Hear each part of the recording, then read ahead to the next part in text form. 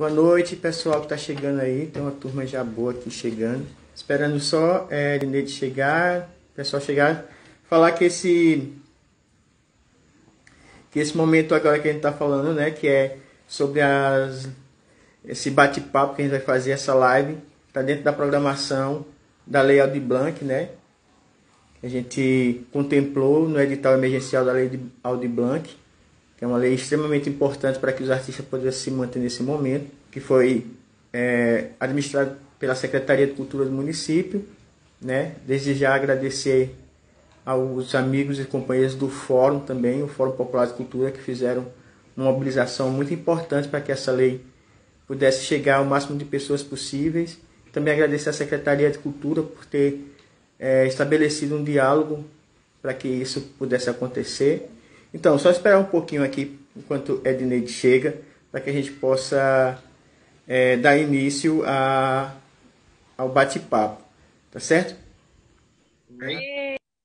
Olá, chegou. Olá, Edneide. Tudo bom, querida? Tudo bom, Veronaldo, tudo bom, luta. Antes de qualquer coisa, queria agradecer muito essa minha companheira querida de anos de diálogo, de divisão de sonhos e de realizações também. Edneide Torres, uma pessoa muito querida, não só para mim, da Biruta, mas para todas as meninas que também compõem a companhia, né? E dizer que a gente já tinha tentado esse bate-papo antes, mas agora a gente conseguiu fazer com que ele acontecesse. Aí eu vou passar algumas informações, Edneide, só para a gente poder esperar um pouquinho mais, que o pessoal está chegando. Essa live debate, né? Que é a live sobre Chico e Flor contra os monstros da Ilha do Fogo. Esse é um texto, é o meu primeiro texto que eu escrevo para criança. Tinha feito outros textos, mas para o palco mesmo foi o primeiro texto que eu escrevi, né? E a gente já tinha conversado muito sobre a importância desse texto, como era a construção. A Edneide é uma pessoa que acompanha o processo da companhia desde a sua fundação. E aí a gente queria trazer um bate-papo importante, que é mitos e imaginários femininos e forma de pertencimento na cena teatral para a infância. Entendendo essa cena teatral também como um espaço de formação do cidadão e da cidadã que está no seu processo de crescimento, né? Tanto como pessoa como gente. E aí eu vou fazer aqui uma apresentação de Edneide, vou falar um pouco, aí depois ela abre. Mas a outra coisa, antes de eu fazer essa apresentação também, eu queria agradecer às minhas companheiras da Companhia Biruta, de teatro, né? Cristiano Crispim, Camila Rodrigues, Juliane Moura. Agora nós temos mais 3 componentes que estão se chegando dentro da Biruta, que é Yasmin Rabeiro, Letícia Rodrigues e Val Nunes. E também queria agradecer imensamente à Lei Aldir Blanc, né, que é uma lei de emergência cultural importantíssima, que foi conduzida pela Secretaria de Cultura da Prefeitura Municipal de Petrolina e do governo federal, né, que fez com que a gente pudesse agora estar acontecendo. Lembrando que essa lei, eu acho importante falar isso, é uma luta de 2 mulheres muito importantes para que a gente pudesse estar conversando, que é a Jandira Fegali e a Benedita da Silva, né? Conseguiu fazer com que essa lei está chegando até agora. E queria, mais uma vez, agradecer aos companheiros e companheiras do Fórum Popular de Cultura, que estiveram à frente para que a gente pudesse também fazer com que esse recurso chegasse o máximo possível de pessoas, e assim a gente pudesse ter uma ideia de como é que é o quadro de artistas do nosso município. Mas aí também eu queria agradecer mais uma vez, em nome, né, da gente, o pessoal que conduziu com que a lei pudesse acontecer, na secretaria no nome de Cássio Lucena, mas também no nome de Sérgio de Sá, Marconi Mello e o Ilani Santana, se não me engano, que foi que também teve conduzindo um pouco o processo para que essa lei estivesse acontecendo. Então, falando essas questões mais formais, agora eu vou pedir para que você se apresente. Você prefere se apresentar, Edneide? Ou quer que eu faça aquelas questões de honra assim? Não, Edneide Torres. sempre com essa coisa dessa apresentação, mas posso me apresentar. É, Gente, eu sou Edneide Torres, sou sertaneja, pernambucana, sou descendente Trucá, filha de descendentes indígenas, uma pesquisadora das próprias origens, tentando me reconectar com essas origens. Sou por escolha profissional das artes, arte educadora de formação. E dentro desse espaço, muito cedo compreendi, porque meus pais eram da cultura popular, do artesanato, minha mãe era artesã, eu era menina de festa de rua. Aprendi que as linguagens não dissociam. E por isso eu tenho uma busca incessante por várias linguagens. Sou formada, graduada pela UFPE em artes plásticas, mas fiz pós em dança, sou mestranda do curso de Educação e Cultura em Territórios Semiáridos, com meu orientadorzinho aqui, Pinzol, maravilhoso, nos acompanhando, e vários colegas também. É um curso que tem me fortalecido muito culturalmente dentro do campo da educação e dessa ideia de pertencimento a esses territórios. Bom, isso é uma apresentação. Como artista, eu brinco como artista, porque o que vale é brincar, né? Então eu componho, eu faço cenografia, eu atuo, eu escrevo, eu conto história, o que aparecer na frente, desenho, pinto, bordo, faço o que vier. É isso. Bem, eu só posso dizer o quê perto disso? Que eu sou apenas um pobre, coitado, diretor de teatro, como um jovem escritor, dramaturgo, que fica aqui batendo cabeça para poder colocar isso no palco. Mas graças a Deus a gente encontra várias companheiras e companheiros que dão para que a gente pudesse subir os sonhos para cima do palco ou para cima de uma árvore também, pode ser, ou na meio da rua. A ideia é brincar e fazer os outros se encantarem. Bem, dito isso, a gente vai direto para o debate, que é uma coisa muito simples, que é falar sobre Chique Flor contra os monstros do fogo. A gente tinha conversado hoje à tarde que a gente ia tentar. Simples, viu? Há controvérsia. Pano pra a gente vai conversar. Ser uma coisa muito simples, que era falar sobre esses mitos e também não ser tão formal, que não nos cabe esse lugar da formalidade aqui, né? Então, como a gente pensa, como a própria temática da live fala, eu queria primeiro fazer uma provocação. A gente vai fazer assim: eu provoco a Edneide, a Edneide me provoca, a gente vai conversando, eu faço uma pergunta, ela faz outra, para não ficar nada muito quadradinho. Vamos deixar esse negócio circular. E depois de algum momento a gente abre com um bate-papo com os queridos e as queridas que estão acompanhando a gente aqui pela essa live, né? Então, a temática é essa: mitos e imaginário ribeirinho como forma de pertencimento da cena teatral para a infância. Aí eu queria primeiro fazer uma pergunta para a Edneide. Eu acho que eu deveria fazer a primeira pergunta: o que seria esses mitos e imaginários ribeirinhos aqui, da, pela visão dela, né? Como arte educadora e como pesquisadora. O que seriam esses mitos e imaginários ribeirinhos aqui dessa parte do Rio São Francisco, né? Que é só um pedaço, que é o que é a gente chama que é o Rio do Meio, né? Então, quem são esses mitos? O que é esse mito? O que é esses imaginários ribeirinhos do Médio São Francisco, Edneide? Diz qual é o teu olhar sobre isso? Então, vê só. Como é uma conversa, eu vou usar muito da minha experiência de vida e que depois vai sendo, lógico, que compreendida não só pela experiência, pela vivência, mas também pelos estudos que eu faço. Falar falava sobre lendas, sobre mitos. A gente ia muito por folclore, por Saci Pererê, pro Curupira, e pouco se falava sobre essas coisas daqui. Eu não sou de Petrolina, eu vim para Petrolina na minha adolescência, e aqui eu conheci outros mitos. Eu sou de Salgueiro. mais interior, mais sertão central pernambucano. E aqui a gente conheceu outros mitos. Eu conheci outros mitos, né? Mas sempre ouvi falar esses mitos restritos ao Dia do Folclore nas escolas e muito ligada a uma coisa de um imaginário popular no sentido de que era uma... Ah, isso é conversa para boi dormir, isso é só história. E nunca vi na escola, tanto como aluna, como depois, como professora, que fui compreendendo um pouco as coisas, o sentido do mito. O mito, ele tem um sentido para a gente, né? Ele não é só conversa para boi dormir. Ele registra nele alguns valores e algumas questões que nos ajudam a ter pertencimento a esse lugar.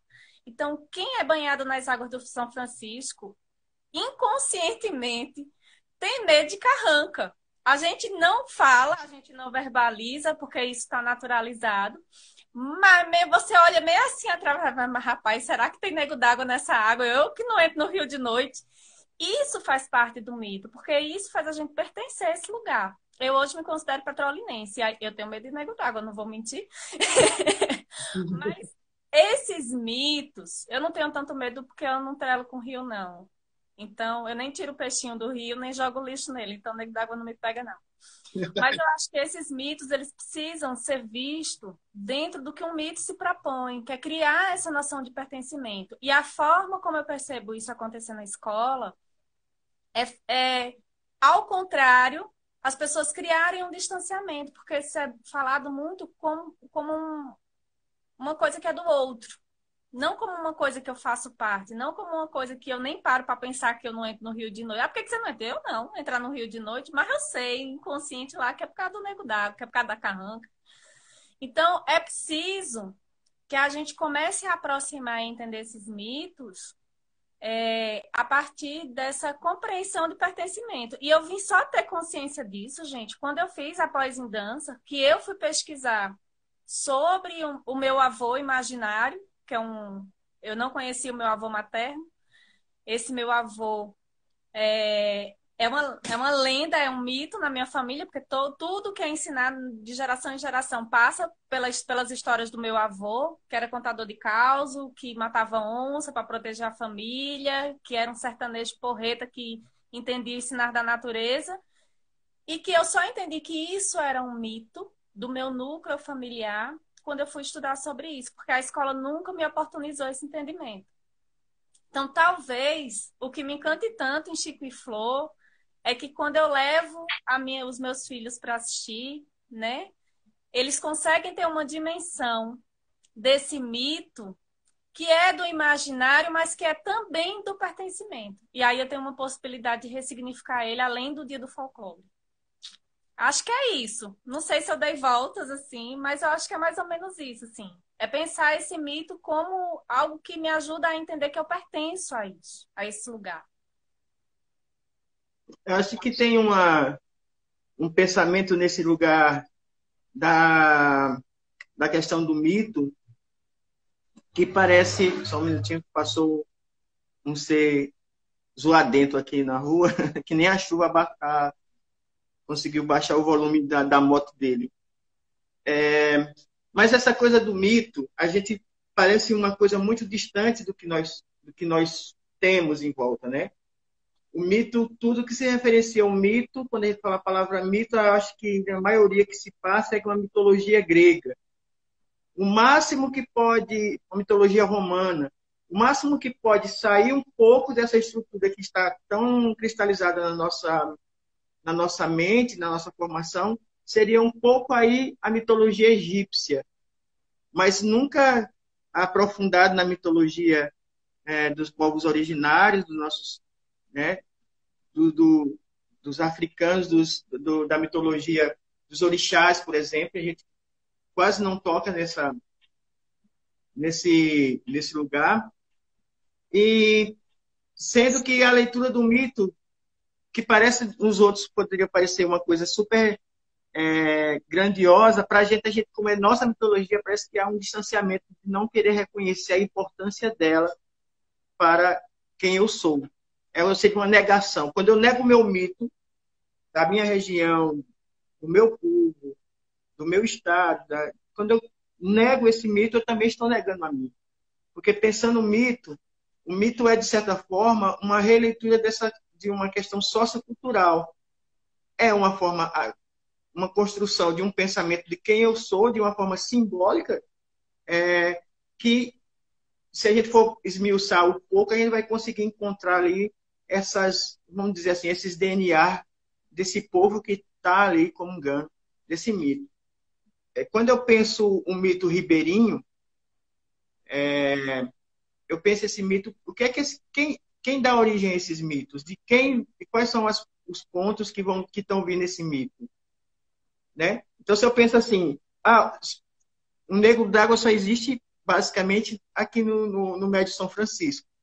E quando a gente vai subindo na verdade, vai descendo para Minas Gerais, a gente vai ter o Caboclo d'Água. A gente não vai falar de Negro d'Água. Provavelmente o Negro d'Água seja porque esse tronco aqui entre Curaçá, onde estão seus antepassados, que é a Ilha de Assunção em Cabrobó, Orocó. Esse tronco ali, que era um tronco de fuga dos escravos, iam chegando e sendo acolhidos pelos povos indígenas, pode ser que esse Negro d'Água é a representatividade, além das lontras, né, que a gente sabe que tem as luzes estão aqui, mas vai se fortalecer uma ideia de um ser místico que se é negro. Então, se a gente for pensar nisso, essa disjunção dessa mitologia, ela vai falar um pouco desse povo que está aqui na beira do rio. Indígenas, caboclos, ciganos, e aí vai se formando esse universo. Então, quando eu... É interessante Pode, Ney. isso, porque existe um processo de apagamento também, né? E aí eu volto de novo para o meu campo da educação, da escola, particularmente. Eu não estou condenando a escola, tá, gente? É uma autorreflexão no sentido de que a escola se problematize. Que tem um apagamento no sentido de quando tratar, por exemplo, do índio, trata do índio, o índio da Amazônia. A gente não tem noção que no sertão tem povos originários, tem comunidades indígenas. A gente, quando fala do negro, a gente só, toda vez que fala do negro, a gente fala do negro da senzala. E o negro do quilombo, o negro que se auto-alforria, né? O negro que foge, que luta, que é o negro guerreiro, a gente não fala, a gente só fala do negro que está escravizado. Então é preciso problematizar, né? Que outras histórias sobre esses povos a gente pode falar. Porque é assim que a gente vai ressignificando esses lugares. Isso. E eu acho que é a partir dessa coisa do pertencimento, porque quando a gente pensa que a gente poderia pensar dessa forma, a partir do momento que eu me reconheço como um povo que pertenço ou que fui agregado ou acolhido por essas águas daqui, então, se eu tenho uma informação ancestral, que são as histórias, que vão contando, passando de pai para filho, de barco para barqueiro e tal, tal. E isso é uma forma de manter vivo a tradição da oralidade, das histórias e desses povos. Então, se eu levo isso para a escola ou para a cena, pensando que o palco é um lugar também de possibilidade de aprendizagem, não formal, lógico, mas de aprendizagem, porque eu estou ali me permitindo a ver o que o outro está contando, e assim eu aprendo com ele. Então, quando eu levo isso, eu, de certa forma, enquanto diretor e ator de teatro, eu penso que estou tendo um diálogo, não necessariamente que eu vou ensinar algo, mas está tendo um diálogo, e aí, a partir desse diálogo, a provocação vem.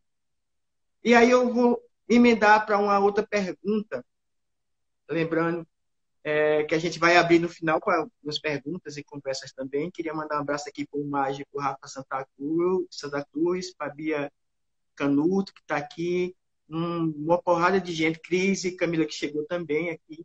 Então, uma porrada de gente bacana que está acompanhando a gente e outras que a gente está vendo aqui. Bem, então a pergunta é essa, assim, Ednei. O teatro contribui de alguma forma para esse processo de educação? Ah, com certeza. É, a, primeiro que a gente precisa compreender essa coisa do que é educação, né?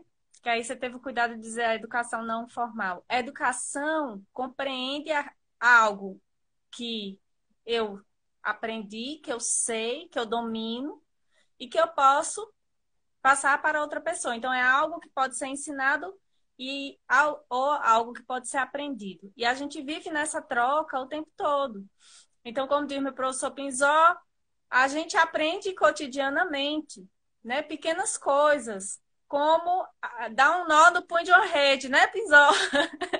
Dar um nó no punho de uma rede. Alguém, uma coisa que parece boba, mas alguém que tem essa expertise que dá um nó fácil no punho de uma rede e que me ensina isso. Isso é aprender. Então tem. E lógico que tem um outro conhecimento acumulado, que é considerado um conhecimento científico que vai para a escola. Não que exista um conhecimento maior ou melhor que o outro.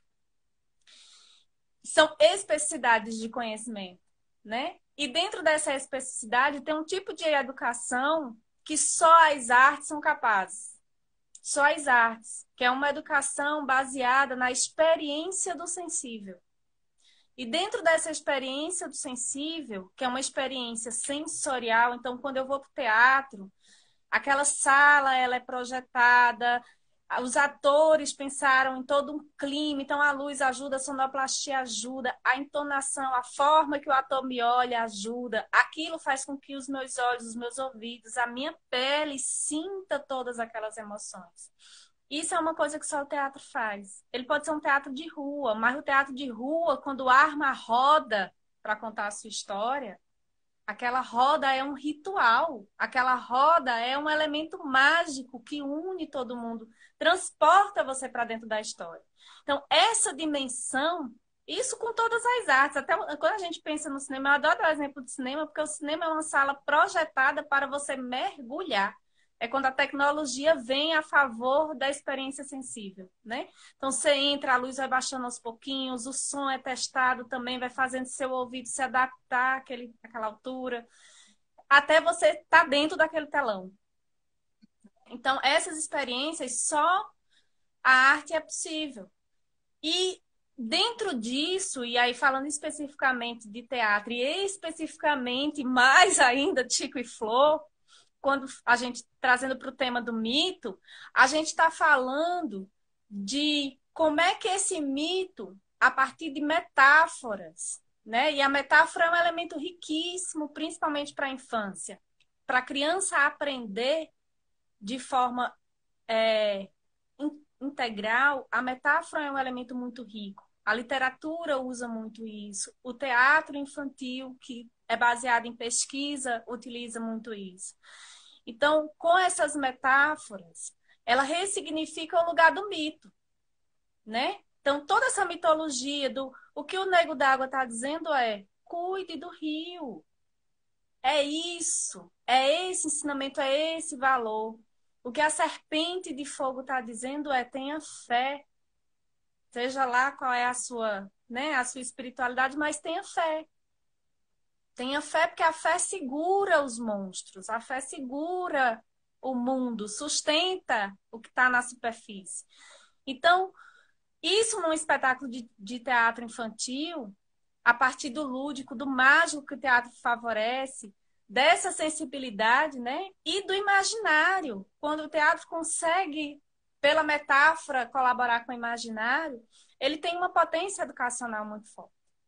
Né? Então, eu acho, assim, eu sou fã de Chico e Flor e não estou rasgando seda. A Veronaldo sabe que quando eu elogio, quando eu critico, eu critico. É, dentro disso, dessa troca mesmo, dizer, ó, me senti assim, assim, assado, como uma forma de dar um retorno, né? Mas me surpreendo com Chico e Flor.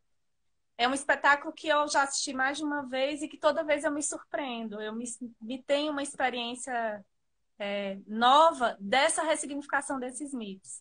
Então, como educadora, eu acho potente, muito potente esse espetáculo. Queria aproveitar, tem uma galera falando aqui, Felipe, eu não estou conseguindo acompanhar, não, assim, sabe, todos os textos, mas para quem está chegando agora e não conhece essa coisa do espetáculo, né, que é Chico e Fogo contra os monstros da Ilha do Fogo, antes de ler alguns comentários e fazer alguns agradecimentos aqui, queria situar sobre esse espetáculo. Chico e Flor, ele nasce em 2015 e é um espetáculo que a gente se propõe a partir de uma pesquisa que a Companhia Biruta estabelece em 2000. A gente começa a pensar sobre quem somos em 2010. Em 2011 nasce a ideia de uma pesquisa chamada Cenas Ribeirinhas, que era tentar encontrar quem somos a partir dos povos que viviam à margem do rio, né? Do lado de Pernambuco. Do lado de Pernambuco.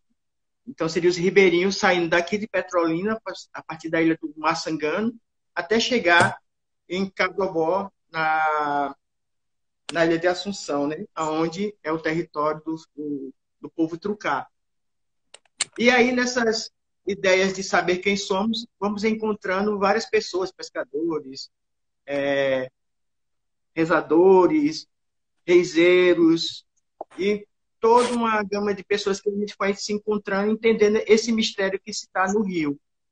E quando voltamos para cá, nós pensamos em fazer 2 trabalhos. Um que é a conclusão da pesquisa. Deixa eu ver a Edneide, deixa ela ajustar. Ajustou? Aí. Desculpa aí, desculpa aí. Na... E desses ribeirinhos, o mistério, a gente entrega as cenas que seriam uma pesquisa mais para um público adulto. E no meio do caminho, a gente resolve fazer um outro trabalho que seria para a infância. E surge Chico e Flor contra os monstros na Ilha do Fogo. Então, a Ilha do Fogo, que é esse lugar mitológico para todo mundo que mora aqui, entre Petrolina e Juazeiro, que tem essa lenda fantástica da serpente da Ilha do Fogo. E em uma conversa, bem antes mesmo, até da fundação do grupo, eu já tinha conversado com outra pessoa super importante para a gente, que é Conceição Lima.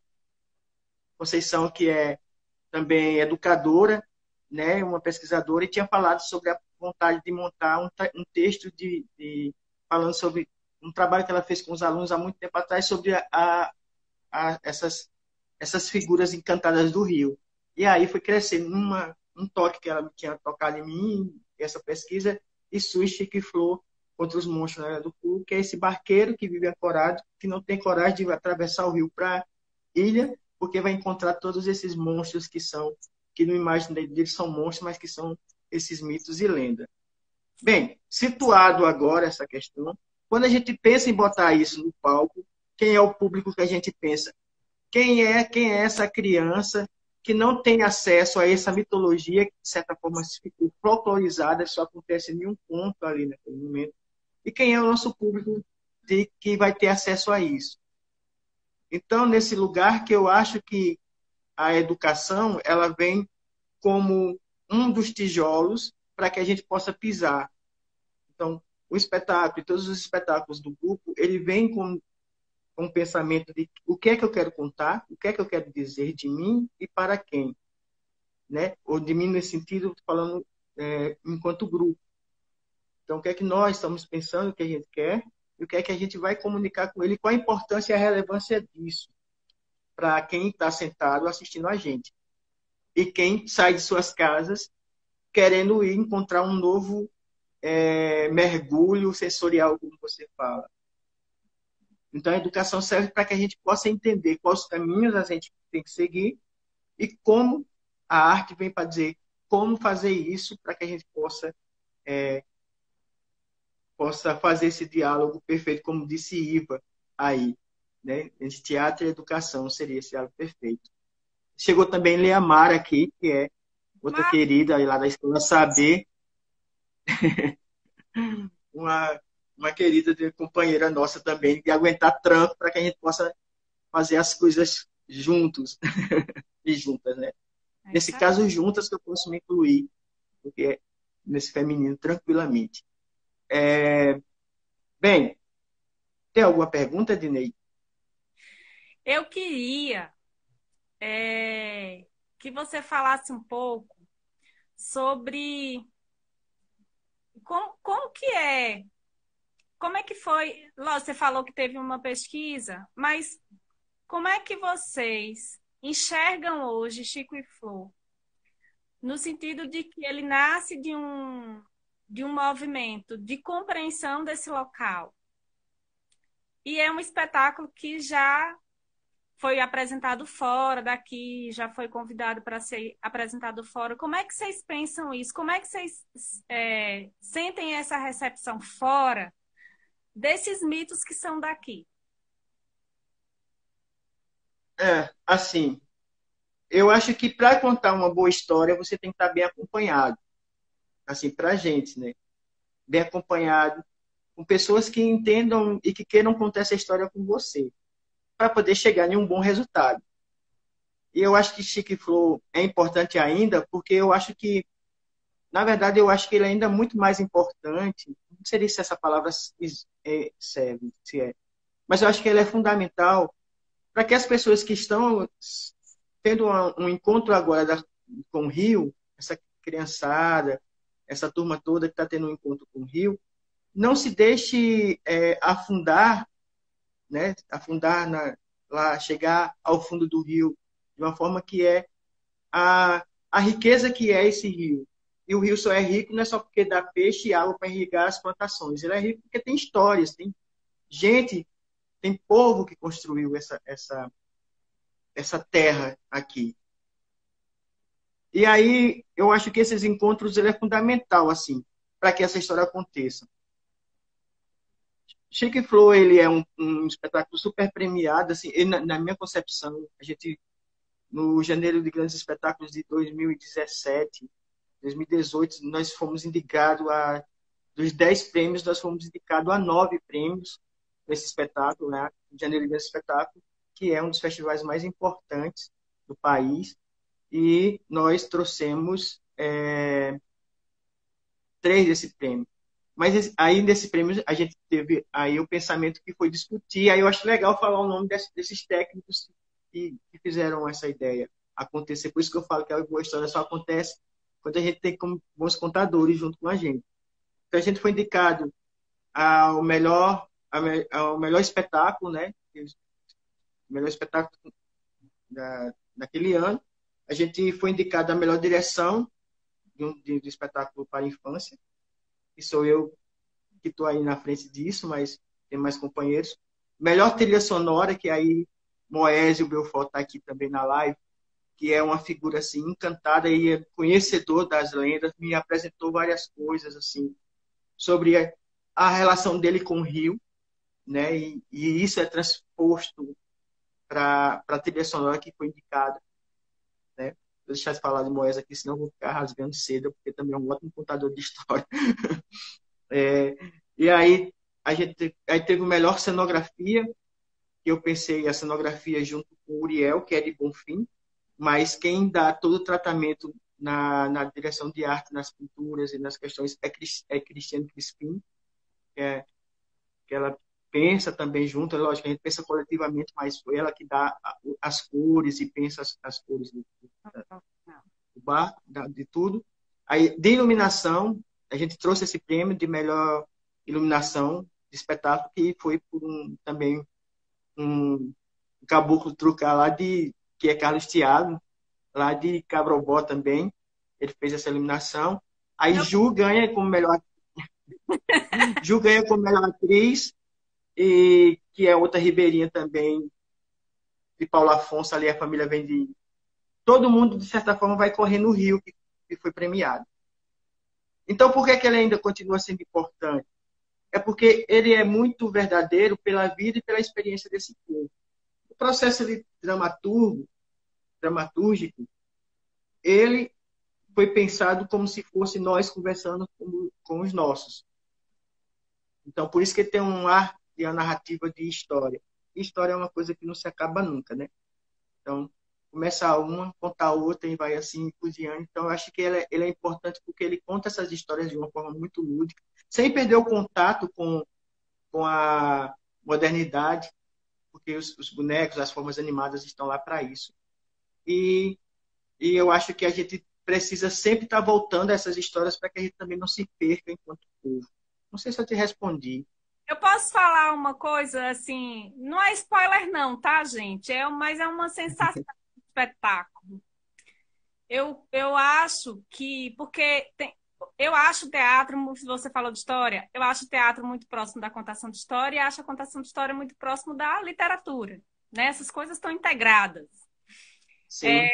E se tem uma coisa chata, é você ir para um teatro, você ler um livro para ensinar valores, mas que fica assim, você tem que ser bonzinho e não jogar lixo no rio. Em vez de dizer assim, tem um ente encantado chamado Nego d'Água, que é um menino treloso, que se você jogar água no rio, ele puxa seu pé, leva para dentro d'água. Olha que fantástico que é, né? Então, tira a chatice das coisas. E lógico que não é assim que acontece, tá? Por isso que não é spoiler.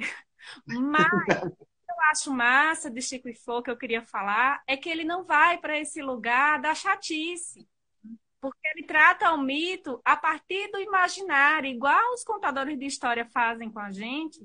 Trata isso com muito imaginário, com muita riqueza. E não é um imaginário que entrega as coisas de bandeja para a plateia. Ele vai abrindo também um espetáculo para criança que é adulto se diverte. Se for um adulto igual eu, aí pronto. Igual eu, igual a Limara, né? Igual Maria de Socorro, Barros Torres Figueiredo, que está aí também me acompanhando. Então, se for esse povo que gosta de ter um pé na infância, vai viajar nessa história. Então, são duas coisas que me encantam em Chico e Flor. Uma é essa, que traz os valores sem ser chato, e a outra é que ela consegue universalizar, né? Ela universaliza o mito. E por que que, quando você fala da importância, eu acho que você dá uma segurada assim, tipo, eu não posso falar. Eu posso falar, tá? Porque eu sou plateia. Eu acho importante, né? E tô falando como mãe, tô falando como educadora e tô falando como artista. Eu acho importante porque ele traz um outro olhar para esse local. Quando a gente estava conversando mais cedo, eu e Veronaldo, eu fiquei pensando sobre o conto, e aí é uma visão do conto que Rosângela Hilário, minha professora querida do Desprincesando, que está aí presente também, me trouxe, que é quais são os contos contemporâneos, né? E mesmo da gente falando de mito, Chico e Flor é um conto contemporâneo.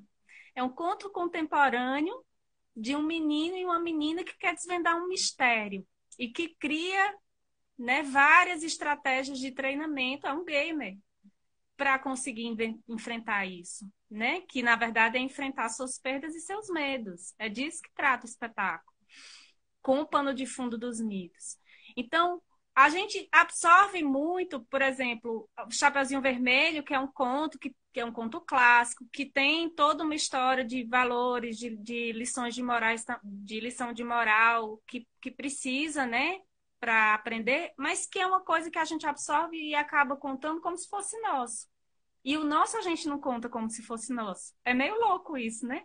Então, a importância de Chico e Flor é essa, é que a gente passa a contar com orgulho do que é nosso, porque a gente olha para isso de forma diferente, porque ela está envolta com a metáfora e com o lúdico, com a magia que o teatro trouxe para isso.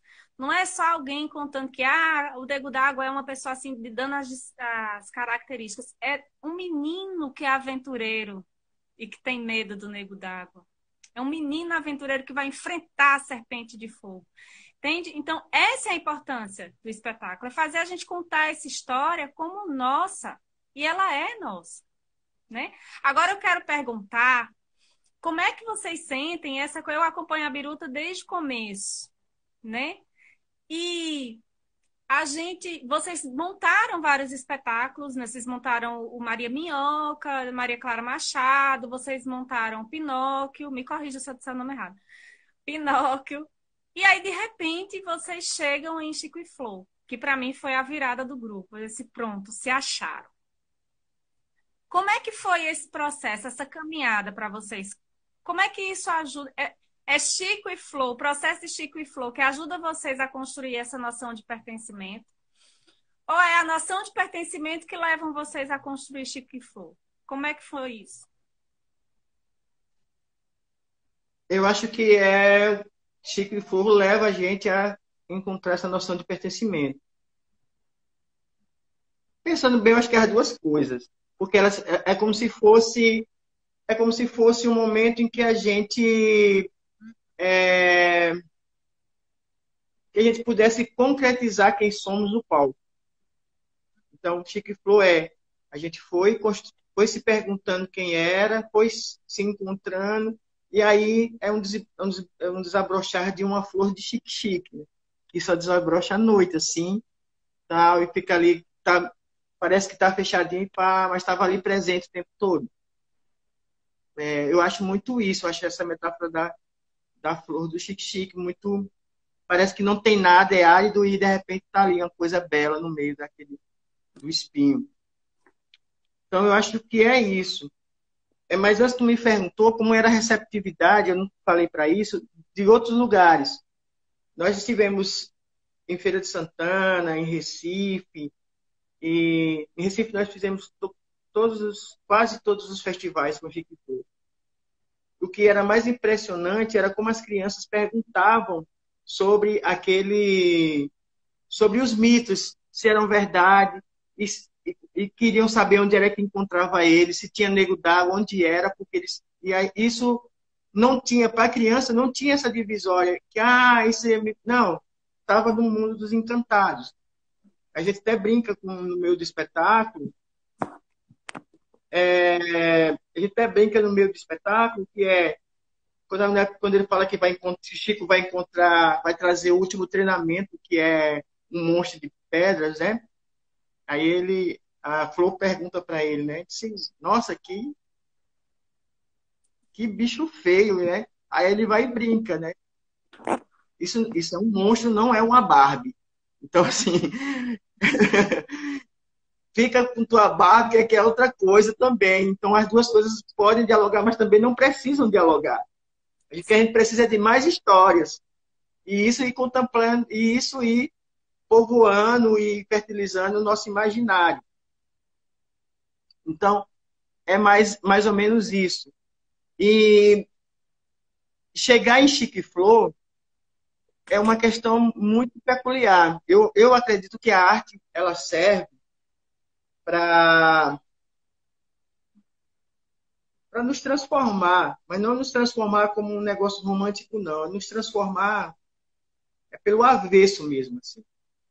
É entendermos pelo avesso quem somos.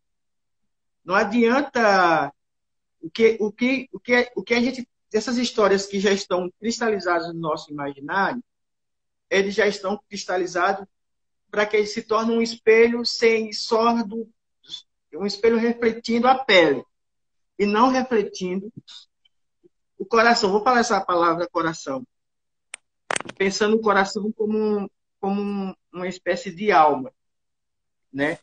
Então, Chico e Flor é um espelho ao avesso.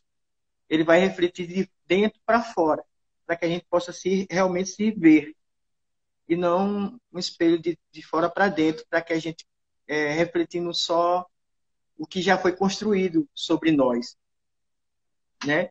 Aí eu acho que a gente não consegue mais. Hã? Isso é um processo educacional. A educação é isso. É uma transformação pelo avesso, diária. Né? E eu acho que é muito nesse. Então, ela não transforma assim, ela não está cumprindo o papel dela, ela está sendo outra coisa, menos educação. A educação, e a gente não está falando de grandes transformações, assim. Às vezes não são transformações visíveis, como você fala aí da pele, né? São microtransformações, mas elas estão acontecendo. E aí, eu vou fazer uma pergunta agora para a gente poder se aproximar, para a gente abrir para os bate-papo aqui. Quem tiver pergunta a fazer, aproveita para fazer. Mas eu queria me fazer uma pergunta um pouco provocativa para a Edneide, que está discutindo educação no semiárido e tal, essas questões todas que são fundamentais, que também a gente precisa entender que as secretarias precisam dialogar. Não só as secretarias, mas as matérias precisam dialogar. A educação precisa cada vez mais dialogar com a cultura, e a cultura dialogar com a educação e com a saúde mental, com essas coisas todas que são fundamentais para a gente. Falar nisso, queria agradecer a presença do secretário, né, adjunto que está aí, que é Cássio Lucena, que apareceu também na live aqui, né? Muito bom ver essa gama de pessoas. Tem pessoas que também eu não conheço pessoalmente, mas desde já agradeço a parceria ao Espaço Sol de Maria, né, de Tami, que é um espaço também sensorial Montessori, que também discute as questões através da contação de história. Minha comadre, também dar um alô e um abraço para ela. Então, assim... crianças que hoje são mulheres lindas. Isabela, Ana Alice, Ana Clara, Leleu, estão todas aí. As minhas cobaias não, né? A minha plateia em particular, onde eu experimento as minhas coisas. E aí eu queria saber, a pergunta provocativa é essa, Dinei. Como a gente faz, não sei se essa é a palavra, se eu reformular melhor a pergunta. Sei onde você quer chegar. Como vou chegar agora? Estou sentindo na minha mente. Como nós podemos aproximar cada vez mais a educação do processo teatral, do processo artístico, do encontro, né? Pensando o teatro, e o teatro, pensando o teatro como contadores de histórias também, e como arte do encontro. Como podemos aproximar cada vez mais e ativar esse módulo, como é que eu posso dizer? Esse modo fundamental da experiência do teatro de uma forma, eu diria, responsável, aonde os dois pontos se encontram para fazer essa convergência e criar algo novo. Acho que é mais ou menos isso, entre a cultura, entre o teatro e a educação. Eu acho que é isso. Vamos lá, vou tentar. É complexo, porque a gente está lidando com várias questões, tá? A gente está lidando com uma questão que é histórica, que é a própria história da presença da arte na escola, como é que isso vai se dando, porque a gente tem dois pontos aí. Primeiro ponto é que a gente já compreendeu que a educação é um conceito bem amplo, né? Que ela existe fora e dentro da escola. A educação formal, que é a educação escolar, e a educação não formal, que se dá nessa troca comunitária. A gente não tem, enquanto povo, uma formação comunitária de entendimento de pertencimento, de uma formação comunitária, uma relação comunitária que ajude a gente, dentro da nossa base, da nossa estrutura, enquanto povo brasileiro.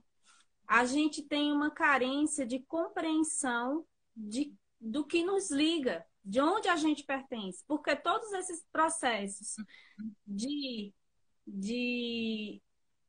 que fincam a gente, que sustentam esse entendimento, eles sofrem por processos de apagamento, né? Se os indígenas sofreram por processos de apagamento, a gente cria um estereótipo do indígena amazônico, isolado, e aí a gente bate o martelo que todo indígena é assim. A gente cria o estereótipo, o estigma do negro, que é o negro escravo e que apaga toda outra luta histórica dos negros e a participação do negro contemporâneo nas atividades do negro e do indígena contemporâneo, né? Nas atividades de hoje. Eles continuam no Brasil e eles continuam construindo essa identidade com a gente, né? Que agora estamos integrados. A gente vive eternamente um mito da raça, né, da mistura de raça, mas que não faz a gente ter elementos que agreguem a gente nessa noção de pertencimento. Ela vai se diluindo, em vez de agregar. Ela vai se pulverizando, né? Por causa desses problemas. Então, isso é uma questão que é cultural, como a gente não tem esses patamares, e aí tudo que é negro é feio, tudo que é indígena é alegórico, a gente acaba, tudo que é bom é o que é importado, é o que vem de fora.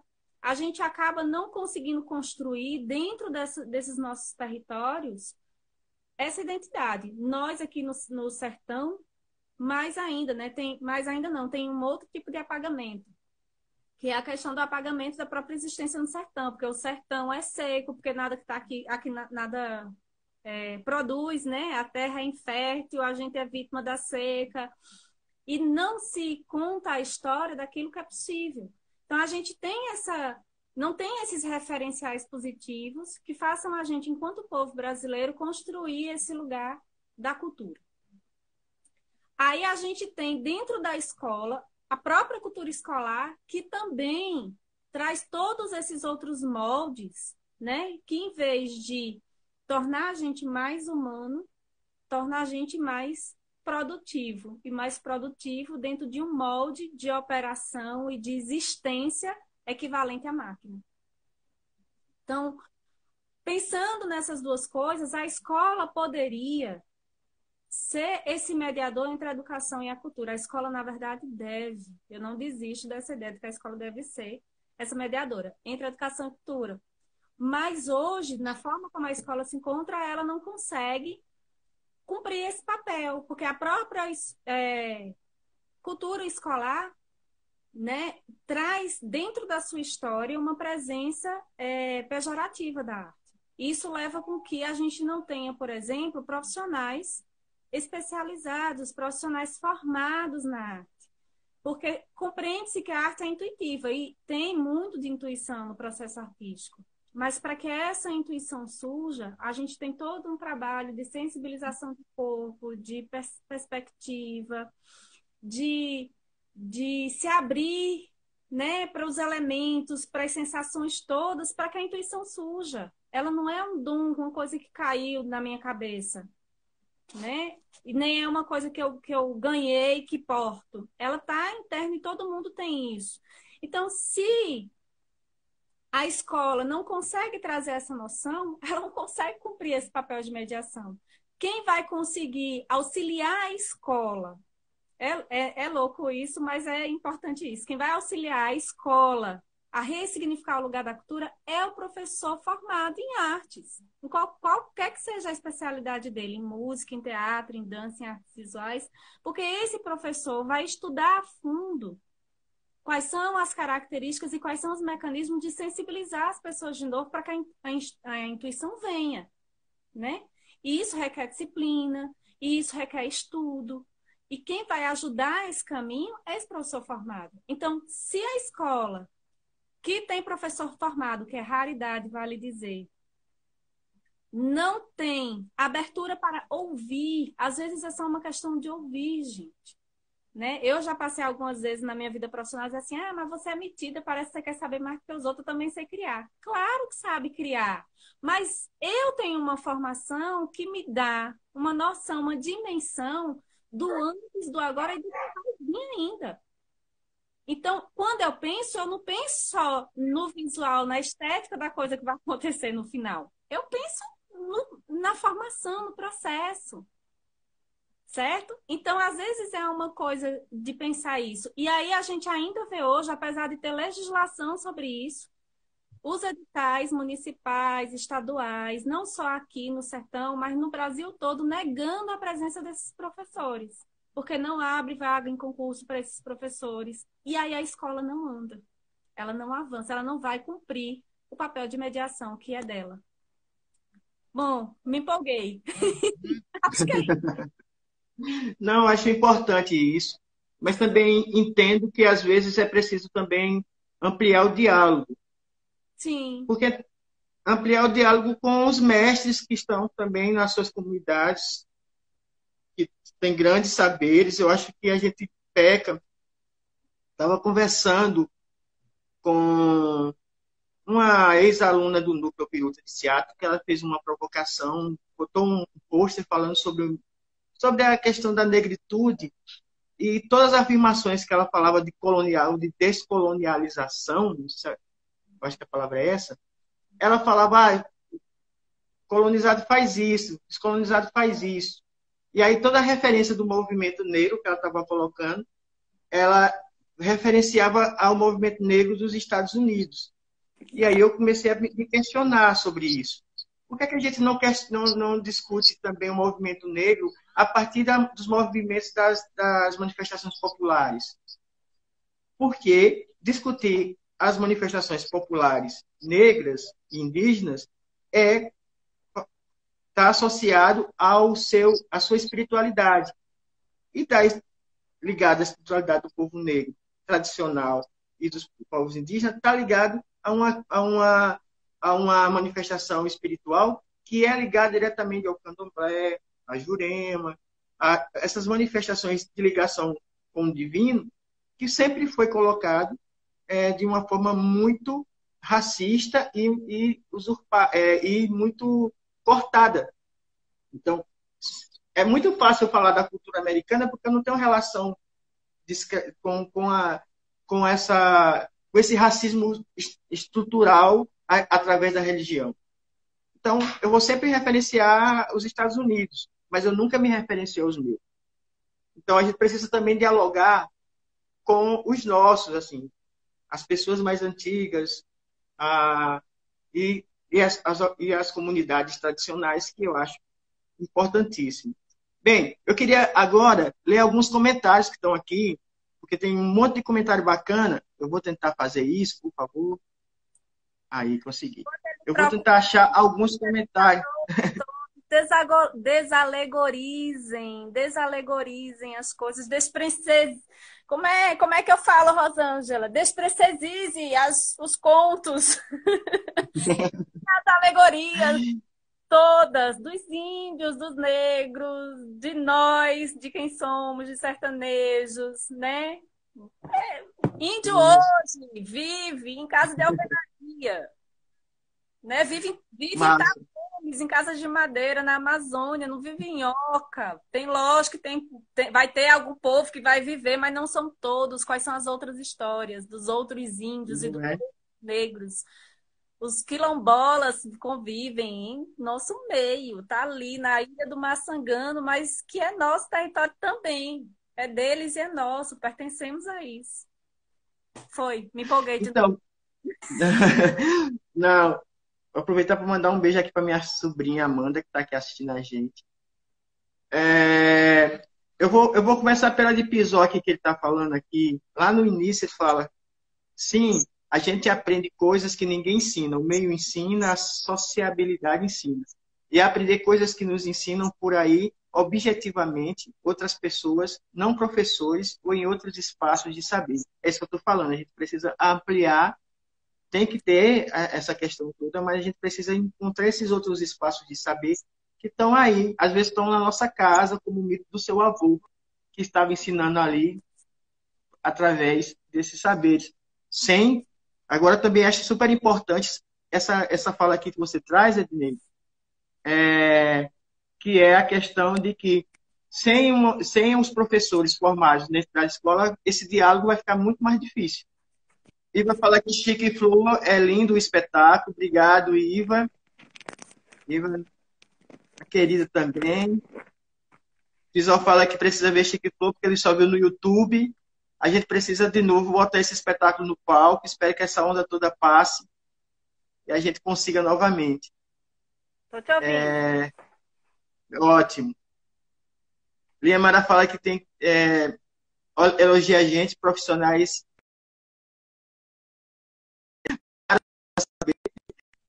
Obrigado pelo elogio.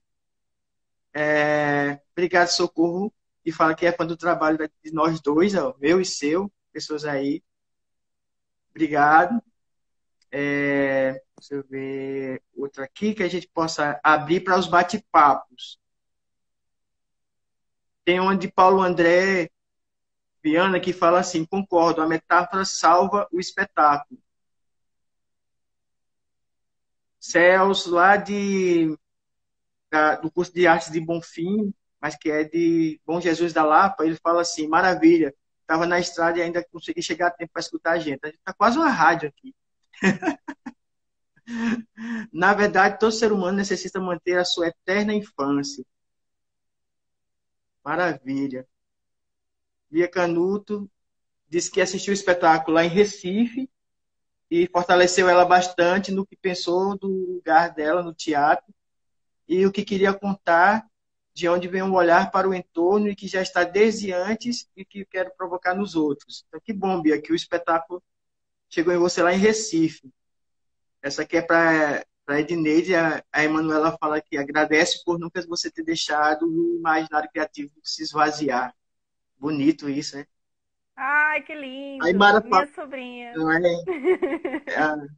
Os sobrinhos e as sobrinhas. Entendo, a Aymara fala isso. Entendo que o teatro seria enriquecedor na escola para trabalhar os sentimentos e emoções, principalmente para a geração alfa, que desenvolve imensa habilidade tecnológica, porém, as porém, tecnológica, porém, as não socioemocionais. Eu acho que é isso. Isso. Eu vou voltar agora aqui para a gente poder fazer o seguinte. Se alguém tiver uma pergunta específica sobre esses trabalhos, para que a gente possa dar, responder uma pergunta para mim ou uma pergunta mais específica para a Edneide, a gente abre agora para essas perguntas. Eu sei que eu falei um pouquinho agora, mas a gente abre para essas perguntas, né? E aí, só reforçar isso, porque pode ser que lá na frente não fique. A gente vai pegar essa live, a gente vai gravar ela vai ficar salva. Vai demorar um pouco, porque a gente vai estabelecer o padrão para poder a gente colocar as marcas que são dos apoiadores não, né? Que são do governo municipal, da Prefeitura de Petrolina, e do governo federal, e da Lei Aldir Blanc, para que a gente possa colocar lá, para que as pessoas possam ir ver depois também. E também vai estar lá, e aí já de novo fazer esse agradecimento para que todo mundo que esteve aqui, né, com a gente, pôde acompanhar aqui, estar com a gente conversando, foi bem bacana. Então, eu abro. Se ninguém tiver pergunta, a gente faz assim, a gente pode fazer um bate-bola. Você me faz uma pergunta e eu te passo outra. A gente pode Deixa eu começar só fazendo essa marcar a pergunta. presença aqui de Paulo André, contador de história de Recife, que eu conheci no curso da Rosângela Hilário, pelo SESC. Prazer ter você aqui também, acompanhando. Um bate-bola? Ui, deixa eu ver. Tu faz uma e eu faço outra para tu. E a gente vai. E aí é o tempo que se alguém tiver alguma pergunta, faz pra gente também. Confesse, qual é o seu mito? Qual é o mito que você mais tem medo? Eu já falei o meu. Bem, apesar de me sentir ribeirinho, eu sou do Piauí, né? E eu, e eu nasci. Tu tá falando do Rio? Tu tá falando do Rio? Do mito do Não, Rio? qualquer. Não, dos mitos do seu pertencimento. Aqui no É. Rio, o meu é o Nego d'Água, mas em Salgueiro é o Homem do Saco, o Velho do Saco. Que tinha, o Velho do Saco. Do Rio São Francisco é a Serpente da Ilha do Fogo. Por causa da minha infância. E na década de 80 morria muita gente afogada porque pulava da ponte e não voltava. E aí eu acompanhei muitas pessoas e o que me marcou foi um filho do amigo do meu pai que pulou da ponte e não voltou. Encontraram ele depois e aí todo mundo falava que tinha sido a serpente que tinha levado. Isso me marcou a infância. Então eu morro de... É tanto que eu tenho o maior respeito com a ilha e com as águas do rio, lógico. Né? Mas esse é o mito do rio que eu tenho mais essa questão do respeito, assim. Então, eu sempre piso bem devagarzinho nas águas do Velho Chico. O meu mito, eu sou do que eu estava falando, nasci num morro lá no Pix, no Piauí, chamado Belo Monte. Bela Vista, quer dizer, Bela Vista. E uma das lendas que mais corria lá era do lobisomem. Tinha um Pisó também senhor tá que todo falando mundo... que é lobisomem, igual de Pisó. Tinha um senhor que corria bicho, né? Falavam assim, que corria bicho. E aí eu morria de medo disso, porque meu avô disse que já tinha visto esse senhor virando bicho e tinha tentado matar ele e tal, não sei o quê. Mas isso é outras coisas que mas eu sempre tive medo disso, então eu sempre ando à noite com esse mito na cabeça e quando eu vou para o rio com esse outro mito nos pés. Antes de você me jogar a pergunta, você falou aí, e eu fiquei aqui matutando umas coisas, porque vieram várias memórias. Como eu não sou de Petrolina, eu tive dificuldade de me entender pertencente aqui, né? Então eu vim para cá na adolescência, fui estudar em Recife, depois que eu voltei, eu comecei a querer pertencer aqui. Porque tem isso também, né? Pertencimento é uma construção cultural, então você Sim. tem que querer pertencer. Eu quis pertencer e eu comecei a construir esse entendimento, a arte e o Sesc. Foi importante. Minha irmã tá falando medo de Papa Figo. Tinha também. Ave, quando um circo chegava na cidade que falava do Papa Figo, eu morria. E eu amo circo, hein? Mas não perdi uma sessão de circo. Mas, voltando, né? Você sabe que Chico e Flor me... foi importante para mim, para eu compreender meu lugar de pertencimento como ribeirinha. Porque, principalmente, Flor. Porque Chico vive ali no barco, mas assim, Flor é uma ribeirinha urbana, né? Que conhece aquele menino que mora no barco. E quando a gente fala ribeirinho, você pensa que é só ali o povo do Angari, que vive do rio, que vive da pesca. Mas a gente também é ribeirinho. A gente beira o Uhum. rio, né? Nossas casas são beirando o rio. Então, eu tinha essa dificuldade de me compreender como ribeirinha. E aí, quem me traz essa noção da ribeirinha é Flor, de Chico e Flor. Então, confessei. Pronto.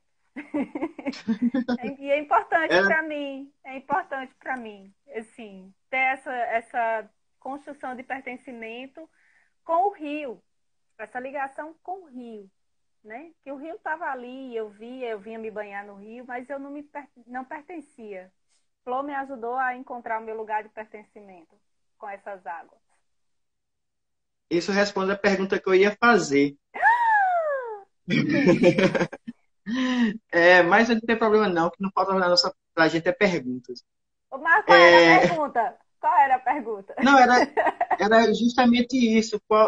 O que é que te aproximava do Rio, né? Qual era o teu sentimento de pertencimento a respeito do Rio?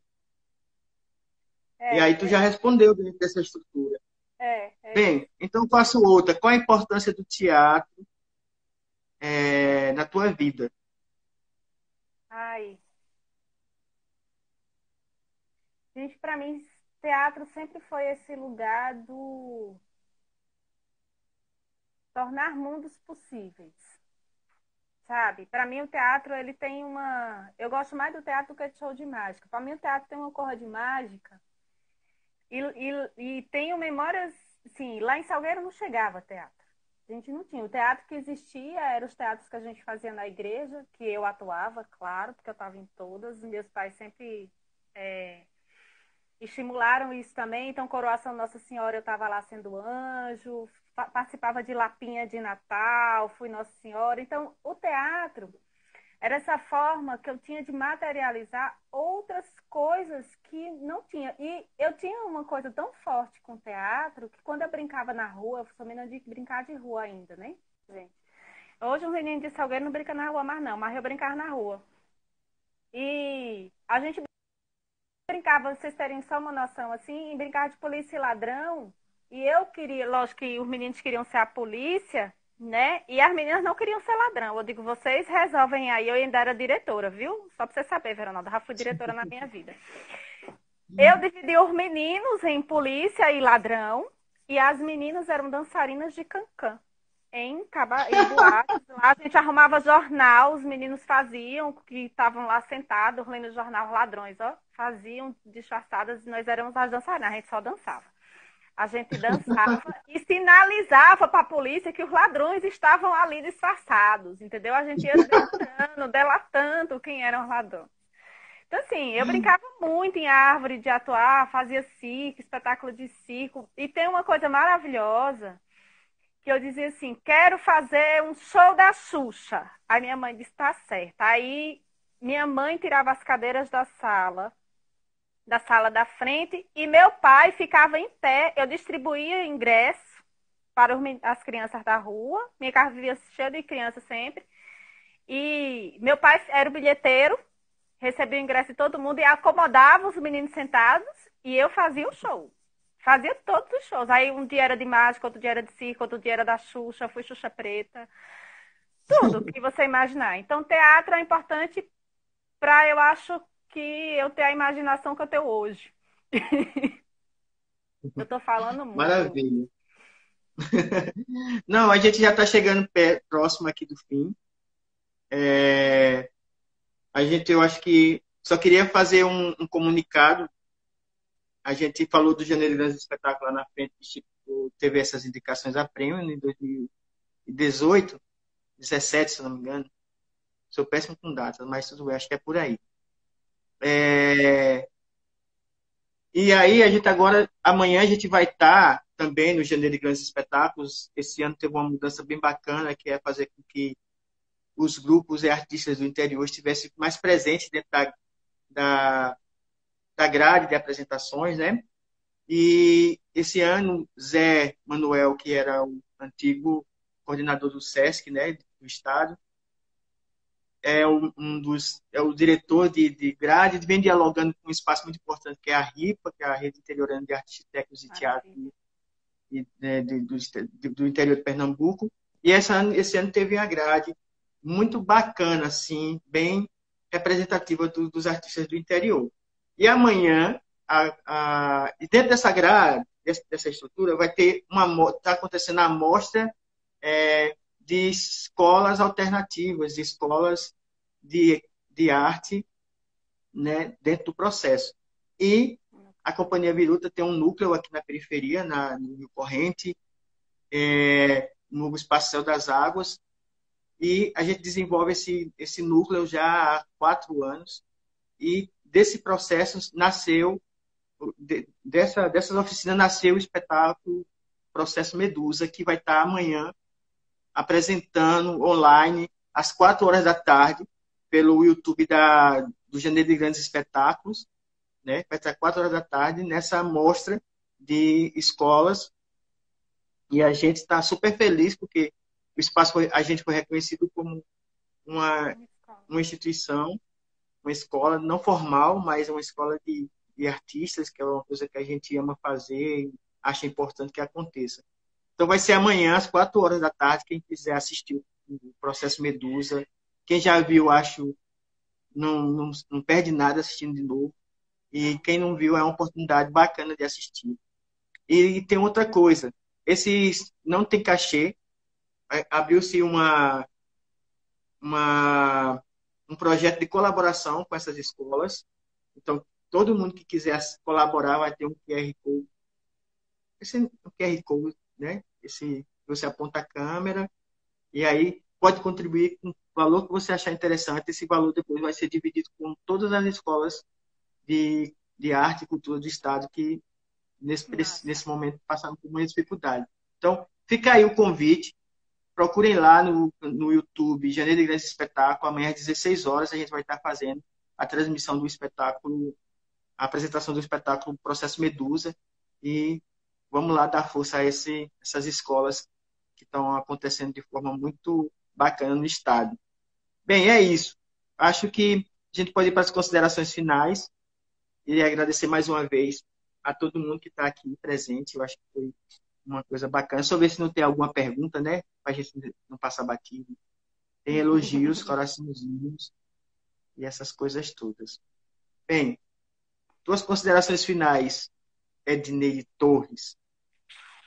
Primeiro, eu quero agradecer a Companhia Biruta, que muito contribui com a minha formação, com a minha busca de tornar a minha vida mais artística, não, não puramente estética, mas sensível, muito sensível. Então, A Cia Biruta é uma companhia que tanto compartilha comigo as suas pesquisas, como também me faz provocações, né, que eu muito me agrado, como esse momento aqui agora.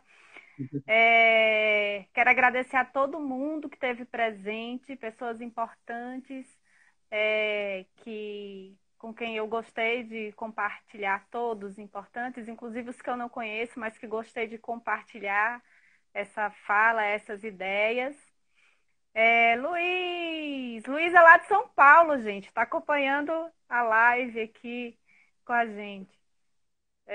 Então, acho que esse tema do mito e o tema do pertencimento, principalmente se tratando aqui do semiárido, é uma coisa muito cara para mim, me ajuda a me entender como gente, como pessoa de ação, de atitude, de transformação, microtransformações internas, e como diz Mafezoli, quando eu me mudo, o mundo muda, e o mundo muda e me muda.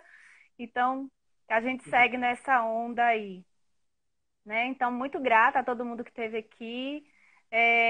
Esses momentos são sempre importantes para a gente também pensar enquanto fala e ressignificando esses lugares. Me trouxeram várias memórias, estou feliz.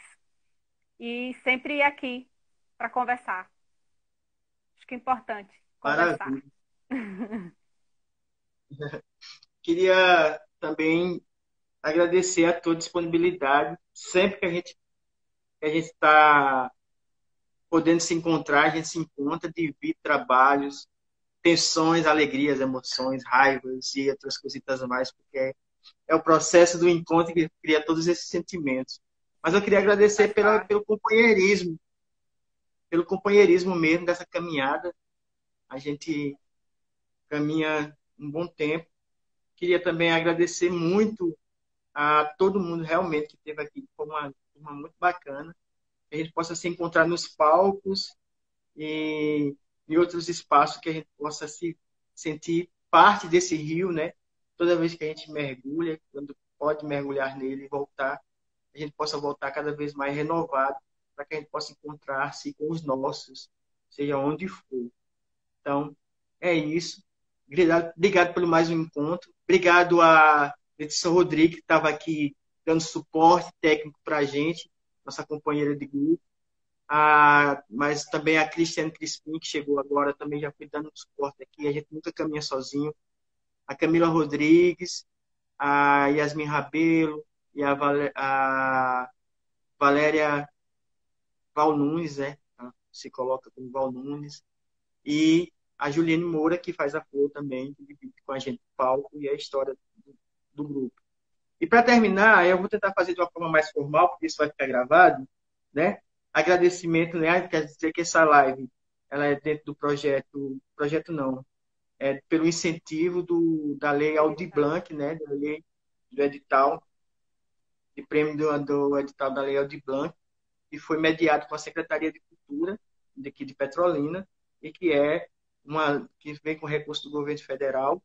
Mas também queria agradecer imensamente ao Fórum Popular de Cultura, que fez muito para que a gente pudesse ter esse encontro aqui. E não só esse encontro, mas as 640 projetos premiados para que a gente pudesse espalhar flores culturais e artísticas nessas redes aqui online e também nos nossos corações. É isso. Obrigado, querida. Obrigado a todos e a todas. E vamos seguindo. Recomendo, assistam Chico e Flor. Recomendo por E assistam amanhã Processo. E assistam amanhã Processo Medusa, às 4 horas da tarde, pelo YouTube. O Janeiro de Grandes Mulheres Espetáculos. Potentes em Cena. Vamos lá. Mulheres Potentes em Cena. É isso. Obrigado. Um beijo, querido. Beijo. Tchau, gente. Obrigada pelo carinho. Tchau, tchau, tchau.